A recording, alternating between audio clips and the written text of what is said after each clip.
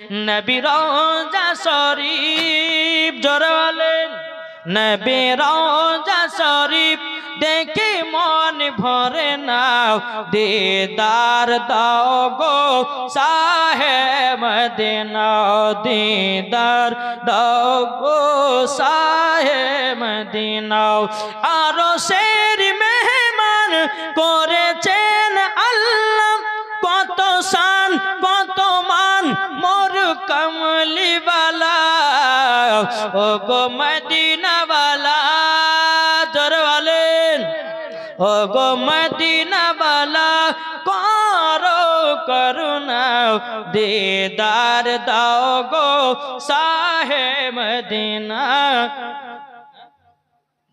টিঙ্কু নামে দিয়েছে 500 টাকা আল্লাহ গো কিরাদানটা কবুল করে নিন জোরে করুন না আল্লাহুম্মা আমিন। তাই বাবাজি মুসলমান সোনামানিকেরা আপনাদেরকে একটা কথা বলবো, নামাজ পড়ে নবীকে মহব্বত করেন, রোজা করে নবীকে মহব্বত করেন, দান খেরাত করে নবীকে মহব্বত করেন, বাবাজি মরার পরে জান্নাতি হবে।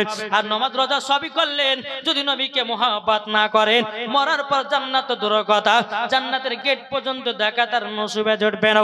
তাই বাবাজি আমরা বলতে চাই, প্রত্যেকটা মানুষকে বলতে চাই, সকলের কপালে আমার নবী মুস্তাফার নাম লেখায়া দাও। কি গো ঠিক না? আমি চাই না বেহেশত, আমি চাই না জাহান্নাম, আমি চাই না বেহেশত, আমি চাই না জাহান্নাম, আমার কপালে লিখে দিও দয়াল নবীর নাম, আমার কপালে লিখে দিও দয়াল নবীর নাম। জোর হবে না? আমি চাই না বেহেশত, আমি চাই না জাহান্নাম, আমি চাই না বেহেশত, আমি চাই না জাহান্নাম, আমার কপালে লিখে দিও দয়াল নবীর নাম।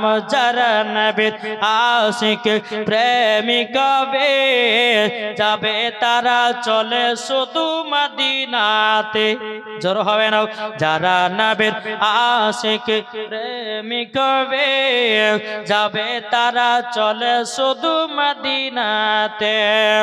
দেখলে পরে বোঝা যায় নবীর দিওয়ানা, দেখলে পরে বোঝা যায় নবীর দিওয়ানা, আমার কপালে লিখে দিও দয়াল নবীর নাম। জোরে সুবহানাল্লাহ।